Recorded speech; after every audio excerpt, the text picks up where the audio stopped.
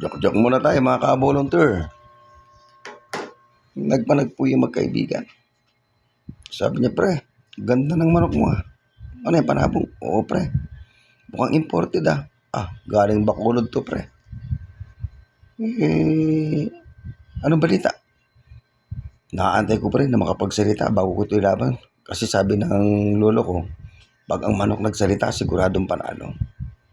Sigurado ka pre? Makalipas ang ilang panahon, nagsalita na yung manok. Sabi sa tilaok, ilaban mo ko sa Bacolod. Dinala niya ngayon sa Bacolod. Nung inilaban na, talagang magaling. Ang problema, tinamahan sa kilikili. Nung bago mamatay yung manok, tumilaok. Sabi nung manok, masarap mamatay sa sariling bayan. Joke lang po, joke lang.